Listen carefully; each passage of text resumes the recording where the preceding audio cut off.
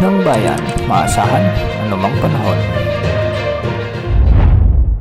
Magandang araw po sa ating lahat. Narito na ang update sa lagay ng ating panahon ngayon at sa magiging lagay ng ating panahon sa susunod na mga araw. Sa kasalukuyan ay dalawang low pressure area ang ating minomonitor. Ang una rito ay ang dating low pressure area na nagpaulan sa ating bansa at ngayon ay nasa layong 415 kilometers kanluran ng Abukay, Bataan.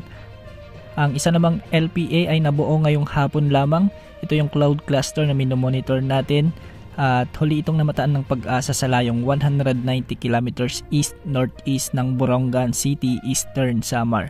Samantalang easterlies pa rin ang makakaapekto sa nalalabing bahagi ng ating bansa. Dahil nga sa LPA, ito yung bagong LPA, yung cloud cluster na malapit sa silangan ng Visayas at Mindanao, ay magpapaulan ito at magdadala ng maulap na kalangitan sa may Eastern Visayas at Caraga region. Pinag-iingat natin ang ating mga kababayan dyan, lalo na yung dinaanan ng dating LPA sa banta o posibilidad ng mga biglaang pagbaha o pagguho ng lupa, lalo na kung may mga katamtaman hanggang sa kung minsan ay malalakas na pag-ulan. Samantalang sa Davao region ay may mga pag-ulan din tayong nakikita at dulot ito ng easterlies. Magiging maulap ang mga papawirin na may mga kalat-kalat na pag-ulan at syempre may kasamang thunderstorms. Posible rin ang banta ng mga biglang pagbaha o pagguho ng lupa. Sa ngayon makikita natin sa ating satellite animations na ang halos buong bansa ay nakakaranas ng mga pag-ulan.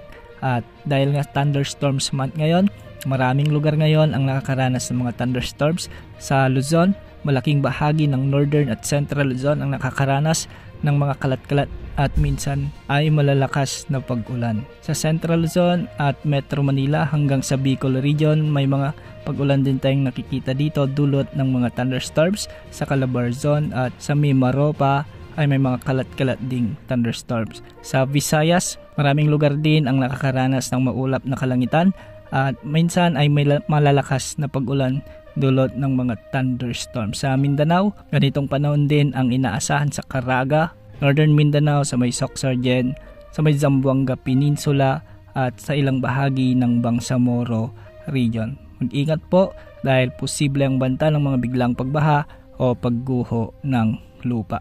Para naman sa update natin sa LPA, ayon sa Pag-asa, mababa naman ang tsansa nitong lumakas bilang bagyo, ngunit magdadala muli ito ng mga malalakas na pag-ulan na posibleng magdulot ng mga pagbaha at pagguho ng lupa, lalong-lalo na sa buong Visayas at sa may ilang bahagi ng Mindanao. Posible ring maapektuhan nito ang Bicol region hanggang sa may Calabarzon. Para naman sa lagay ng mga pag-alon sa ating karagatan ng mga baybayin sa extreme northern Luzon hanggang sa eastern sections ng Visayas ay posibleng umabot ang mga pag-alon hanggang 1.5 meters, samantalang sa nalalabing baybayin ng bansa ay hanggang 1 metro naman ang inaasahang mga pag-alon. Yan ang update sa lagay ng panahon. Ito po ang weather update ng bayan, maasahan anumang panahon.